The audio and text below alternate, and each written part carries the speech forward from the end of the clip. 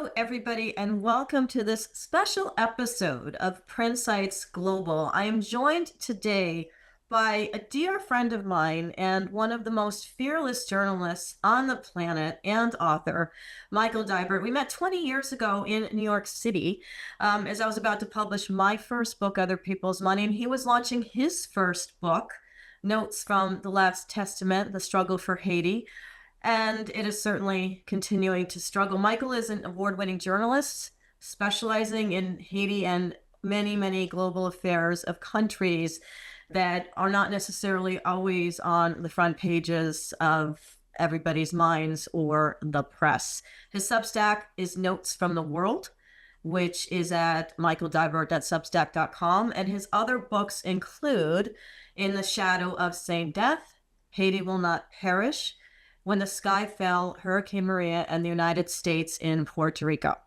Michael, you just returned from Haiti, and thank you so much for coming on today. Continuing your multi-decade deep dive into the country's complex political, economic, and humanitarian landscape. So first of all, welcome back to the United States, but also let's just get right into it. Thank you for coming on. And what was on the ground this time? What have you seen? How does that compare to everything you've seen over the years? Well, thank you so much for that very kind and generous introduction, Naomi. The situation in Haiti right now is really quite chaotic and catastrophic. I mean, there's more than 1 million people displaced by the violence of the armed groups in and around the capital.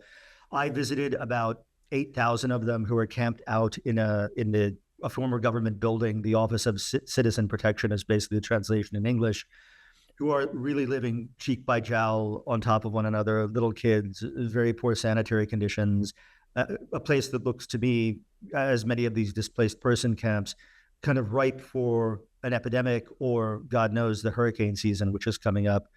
You have most of the capital is controlled by this coalition of armed groups called Vivre Ensemble, which means live together in Creole, who have also extended their kind of reach into other areas of the country, such as these towns of Mirbalais and Sodo, which are in an area called the Plateau Central, which is actually quite far away from Port-au-Prince, about an hour's drive or so. And, you have a 9-person interim government and a prime minister that was kind of cobbled together by the United States and CARICOM, the Caribbean community, after the ouster of Prime Minister Ariel Henry, who himself had taken over after the assassination of Jovenel Moïse, the president of Haiti and the last elected official in July of 2021. And you have a situation right now, essentially, where these gangs, I hesitate to call them gangs, I try to call them armed groups because I think it's a bit more descriptive. They control, I would say, about at least 80% of Port-au-Prince, the capital, and they're squaring off basically against a coalition of the Haitian police, what they call Brigade de Vigilance, which are like militias, self-defense groups in various neighborhoods, including especially a neighborhood called Canapé Vert, which is about halfway up the hill from their stronghold towards other parts of the city, and a very small contingent of Kenyan they're not called peacekeepers, but a Kenyan-led security force. Haiti was promised about 5,000 were supposed to be there. I think there's about 1,000 on the ground now. The rest never showed up, basically because of various UN politicking and such. So yeah, it's a really dire and worrisome situation. So this is your most recent trip. You've certainly traveled back and forth to Haiti over decades, as you do throughout many really conflicted regions throughout the world. What originally drew you to Haiti's circumstances then and over these years? And how do you see the role of the international community vis-a-vis what's happening in Haiti, socially, politically, economically? I mean, the thing, when I was young, when I was growing up in the 90s, basically, I was always fascinated by Haiti in terms of it had this incredibly Shakespearean political history, and the music I had heard of it was really kind of infectious. I knew a little bit about its literary tradition, and I just graduated from college, and I was living in New York, kind of working paralegal temp jobs in the basement of big law firms, trying to be a writer in New York. And I had an opportunity to go to Haiti for the first time, so I went in the autumn of 1997. And the moment I got off the plane in Port-au-Prince, the place just captured me. I mean, the smells, the people, the music pumping out of everywhere, kind of the dynamic and just the kind of ambiance of the place. And I kept going back, and eventually moved down there to live. And I mean, it's one thing I try to always explain to people: if Haiti was just kind of the really sometimes brutal political situation, it wouldn't hold people's interest and capture their hearts the way they do. But when you get into, the culture of things such as voodoo, and when you listen to the music and when you read the literature, there's this incredible, also creative energy of the place. This urge to, you know, analyze and talk about and sing about the situation there that really captures you. It's also, I have to say, in terms of the physical geography of the country, very stunningly beautiful. It's a place of great mountains and kind of beautiful sheltered coves and things like that. So it's something that, I mean, really, you either have the bug and you want to go back there and go back there and go back there, or the alternative, which I've also seen, is people are a bit overwhelmed by it and kind of want to get on the next plane home.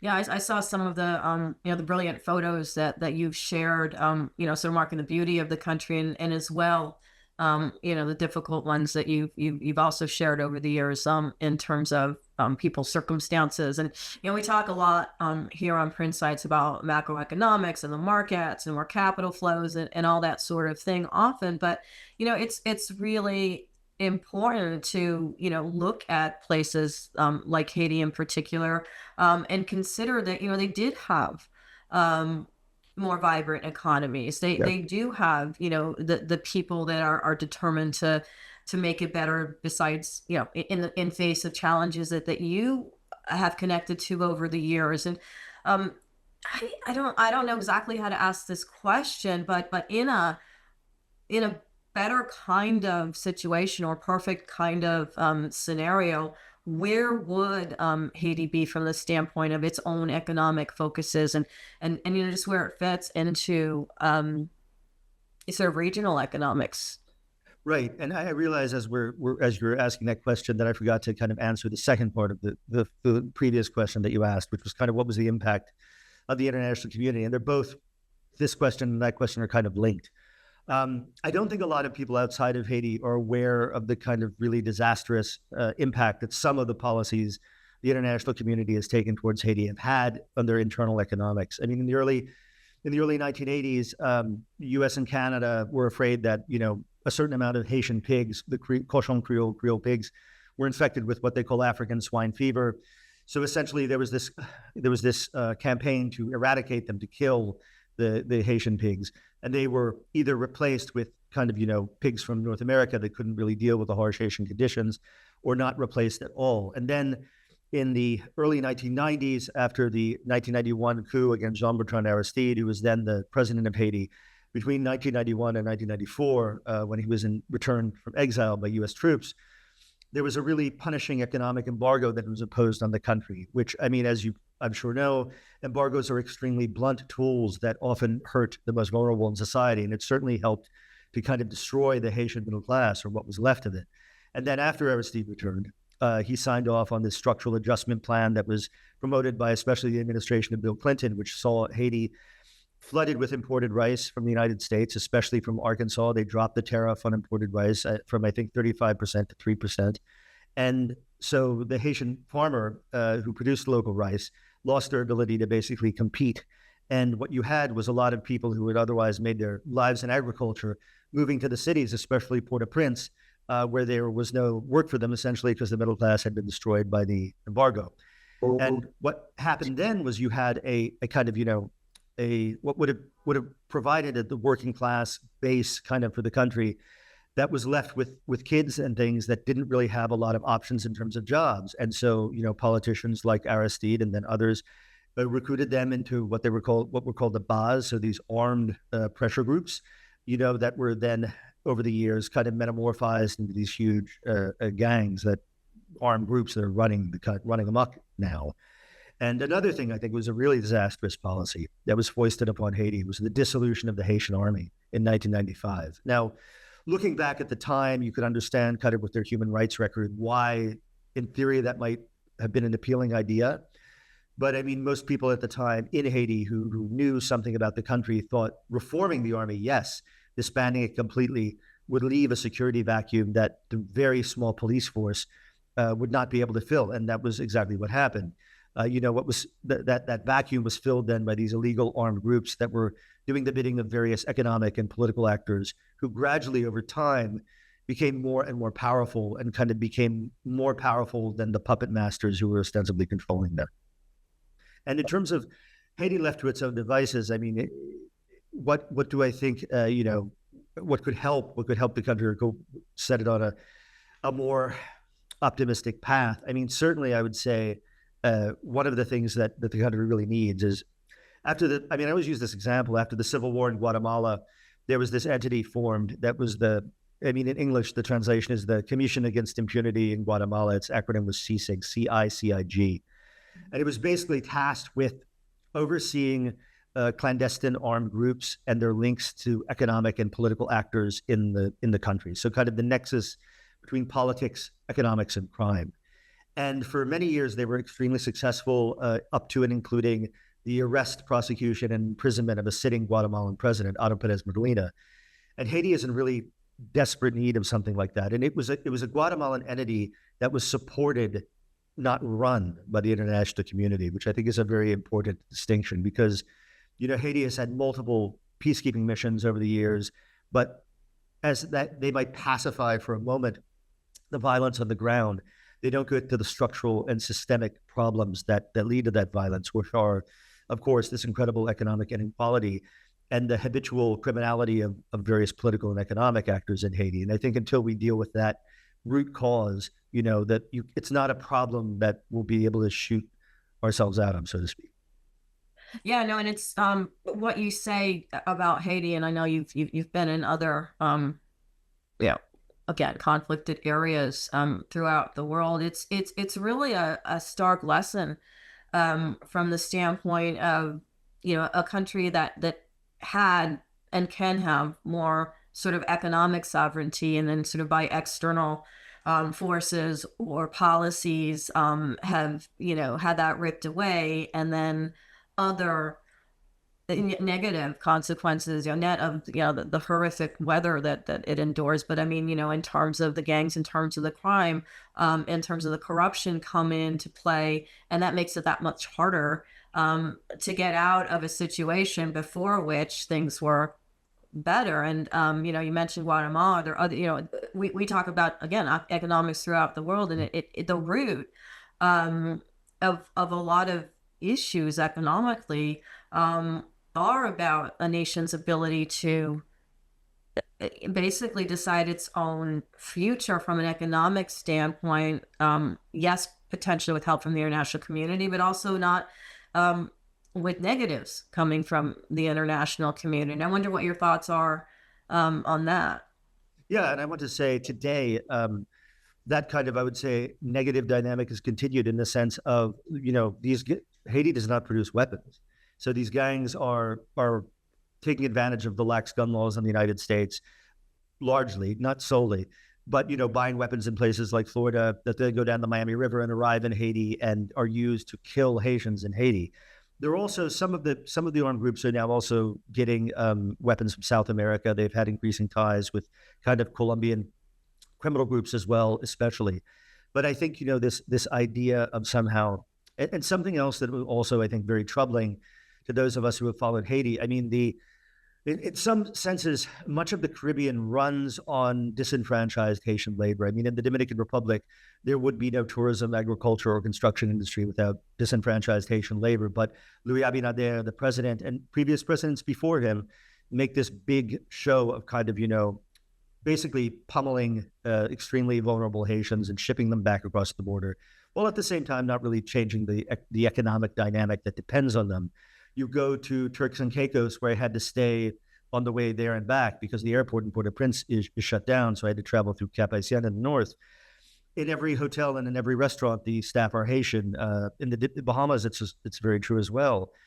And, a country like, Jamaica, for example, it has certain obligations under treaties it signed, but refugees who arrive there are shipped right back to Haiti without any kind of due process, which is, of course, also what's happening in the United States right now. And I think, that you have this perfect storm right now where the Haitians are in this really untenable situation at home, but there doesn't seem to be a lot of appetite to solve it abroad, or to help them solve it, I should say. And they're being really hammered by these immigration policies in various countries. So it's a hard situation. And I have to say, one thing that was amazing to me when I was still there, I mean, it was last there in October, and I went to a neighborhood that was thought of as a very marginal neighborhood, like kind of right on the borderline of safe and not safe. Good. And people were still incredibly friendly and still incredible sense of humor. I mean, we were making jokes with kind of sandbagged fortifications by the militias right next to you. And, the cultural energy, the vibrancy of the country, and the life of the country is still very much present. And in that, just to take that a bit further, and where where there's that sort of hope, or there is that fortitude. What did you see on the ground in terms of, are there new local economies or initiatives that you saw, this trip, or any of your last trips, to sort of combat the all the other issues that you just brought up? Yeah, one of the things that has been an issue that's been really prominent since I first started going to Haiti in the mid 1990s is the idea of decentralization. So Port-au-Prince is kind of like this coffee filter that strains everything out before, or has historically, traditionally been, before it reaches the rest of the country, right? Because that's where economic and political power is concentrated. And so one of the kind of unintended consequences, perhaps, of the chaos currently going on in Port-au-Prince is Cap-Haïtien in the north, which is the second largest city, has been developing in a way that it hadn't before, I would say, as an economic and a kind of tourism and cultural hub. That is being somewhat canceled out by the fact that it's also been flooded by internal migrants who are coming from other places in Haiti, such as the Plateau Central, such as Port-au-Prince. And also that's where the United States is dumping off all its deportees who may live, on the other side of the country live in the sense of, like, they may have extended family there with no way to get there. And, other parts like Lake, which is a large city in the south, has an international airport now with flights from Miami, which it didn't before. Sure. And, I think that in a small way, you really need to diversify the kind of economy, spread it around different parts of the country. It's not great that it's happening like this while Port-au-Prince is in agony and basically being crucified, for the sins of its political and economic elite. But I think that's certainly one thing that has been talked about since I went there that needs to be pursued. I mean, there's one town in the far northwest of Haiti called Mont Saint Nicolas. It's the first place Columbus touched land in the Americas on his first voyage. And when you go to this, when you go to this town, you have the ruins of English, Spanish, and French colonial forts. I don't know anywhere else in the Americas where that exists. The most pristine, beautiful beach where you can see 30 feet down in the water.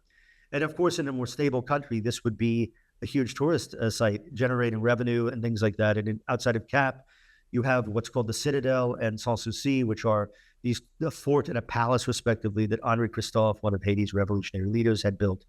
And I've never seen anything like it anywhere else in the Americas. I mean, the only thing I can compare it to is maybe the rock-hewn churches in Lalibela, Ethiopia, or maybe the pyramids. And, if the country ever got on its feet in terms of stabilizing politically, those places could be a fantastic source of income for the country for many thousands of people. That's interesting because, I mean, we that has been a pattern in certain regions and nations throughout the world, where you have that sort of natural beauty, but you do have that, deep political corruption and the economic problems sort of surrounding that.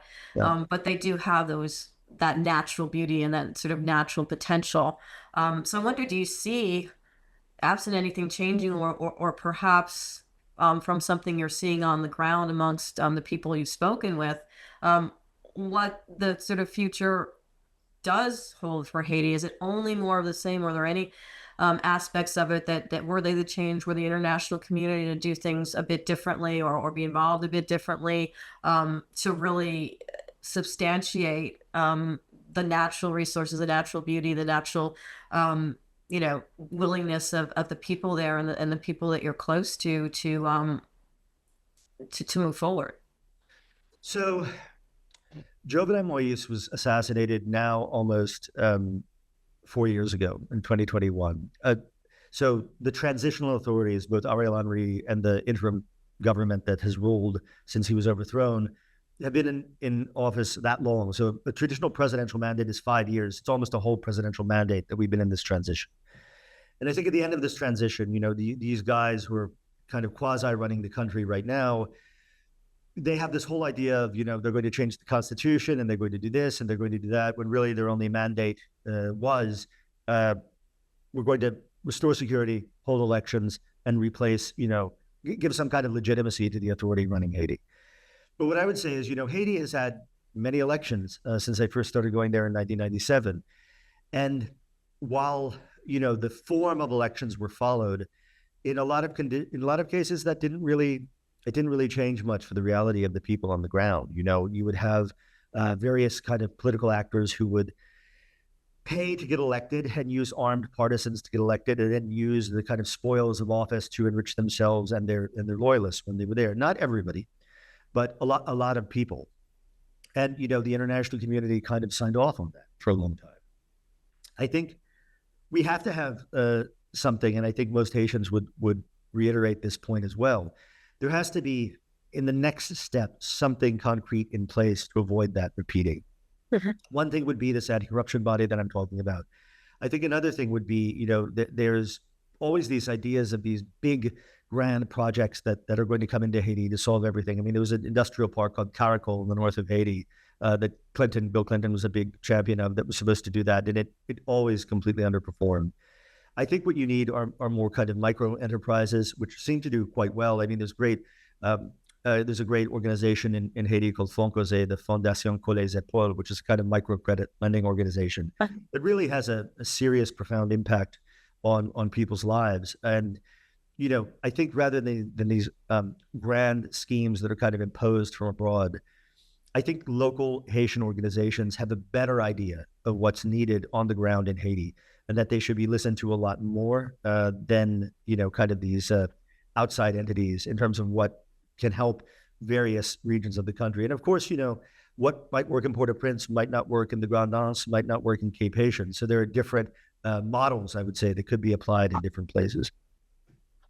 Yeah, what you just said there is it's so important for Haiti, but also for any, I think, struggling country where the people on the actual ground, the small businesses or the sort of micro organizations or cooperatives or whatever they are, do have a better idea, do have a reason and a desire to make their own communities and own local economies better. And often, in many cases, it is from the ground up that things do change, particularly economically. So that's very important, I think, in the way that you have experienced that. I think is an important lesson or just item for people who don't follow what's happening in Haiti or don't think it pertains to them to really get a sense for that sort of local microeconomic foundational need for people and for countries. And I really thank you so much for continuing to do what you do and to bring that knowledge to the world. And we are kind of getting towards the end of our time here, but I wonder if there's anything else you want to share about your experiences there or in the rest of the world that and perhaps tell people listening who haven't really thought about it why it is important for them to take a second look, and also where to find your work. Okay. I would say a couple of things. When Haiti defeated the forces of France in 1804 and declared, the first independent Black republic, the first country that abolished slavery in the world, it struck an incredible blow for human freedom. I have a book that's coming out in a little bit, which basically looks at, it's a historical book that looks at both Haiti's role in the 19th century in terms of supporting revolutionary movements in other parts of the world, in Venezuela, in Cuba, and places like that, but also relations between the United States and Haiti at the time. And while the United States always likes to think of itself as the world's oldest democracy, well, it wasn't a democracy if you were a woman. It wasn't a democracy if you were a slave. It wasn't a democracy if you were lots of these kind of categories that were basically white, moneyed, landed gentry white men for a long time. And so, in that sense, I think Haiti was many years ahead of the United States in that. And I think in that in itself, we all owe Haiti some sort of debt for blazing a path for human freedom and for human dignity. And I would say also, despite the really dire news of the violence and things like that, and wailing women that you always see, that is not the true face of Haiti in a sense. There are plenty of very brilliant, very patriotic people. I mean, I would mention a couple of organizations. What is FOCAL, FOKAL, which is an organization that, I mean, it's very multifaceted. I mean, they began by doing kind of libraries around Haiti, and they do a whole bunch of cultural programs and things like that. There's another one, the Combit Soleil Levé, which is based in an area called Cité Soleil, where I've worked in. Sakala is another one, and these groups really are kind of the engine. We're indicative of this engine that keeps going along in Haiti, no matter how dire things are. And if you dive into, as I say, the fullness of life in Haiti, of the literature, of the art, of the history, of the cinema, music, things like that. I mean, you really get this idea of this incredibly, indomitable spirit of the people, and this real beauty and this joie de vivre that exists there, that I think gives you a much more full idea of Haiti than one often gets just in the news. I appreciate that. We'll have to have another chat when your next book comes out. You are such a prolific writer and just fearless journalist, and you keep going back to the places that need to have their stories told so that you can tell them in an incredibly human fashion. So everyone watching here or listening here today, you should definitely check out Michael's work. His Substack is Notes from the World at michaeldeibert.substack.com. We'll have the link up with this as well. And he's written a ton of books, including the next one that's coming up, and starting with the first one, Notes from the Last Testament, the Struggle for Haiti, on Haiti, as well as Haiti Will Not Perish, A Recent History, in 2017, the new one that is going to be coming up, for which we will hopefully have you back, Michael. That would be great. So again, thank you so much for coming on today, right after your return from Haiti. Everybody else, thank you so much for tuning in to Prinsights Global. Until next time. Thank you, Nomi.